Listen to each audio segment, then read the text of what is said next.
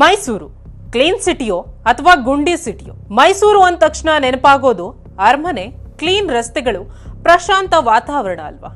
ಆದ್ರೆ ಸ್ವಲ್ಪ ತಡೀರಿ, ನೀವು ಮೈಸೂರಿಗೆ ಬಂದ್ರೆ ರಸ್ತೆಗಳಲ್ಲಿ ಗಾಡಿ ಓಡಿಸೋದಲ್ಲ, ಅಡ್ವೆಂಚರ್ ಗೇಮ್ ಆಡ್ಬೇಕಾಗುತ್ತೆ. ಹೌದು, ಹೆರಿಟೇಜ್ ಸಿಟಿ ಅಂತ ಕರೆಸ್ಕೊಳ್ಳೋ ಮೈಸೂರಿನಲ್ಲಿ ಈಗ ಗುಂಡಿಗಳು ಪ್ರತ್ಯಕ್ಷ ಆಗಿದೆ.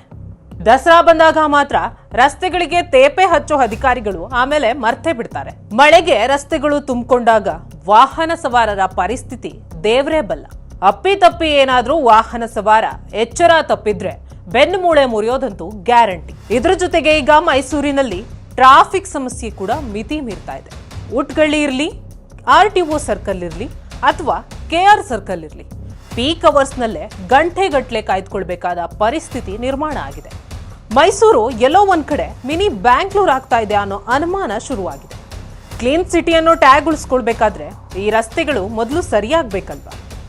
ಮೈಸೂರಿನವರೇ, ನಿಮ್ಮ ಏರಿಯಾದಲ್ಲಿ ರಸ್ತೆಗಳ ಕಂಡೀಷನ್ ಹೇಗಿದೆ? ಕಮೆಂಟ್ ಮಾಡಿ ತಿಳಿಸಿ. ನಿಮ್ಮ ಲೋಕಲ್ ಅಥಾರಿಟೀಸ್ಗೆ ಟ್ಯಾಗ್ ಮಾಡಿ. ಇದು ಈಡೆನ್ಸ್ ನ್ಯೂಸ್. ನಾನು ಸುರೇಖಾ ಸುರೇಶ್.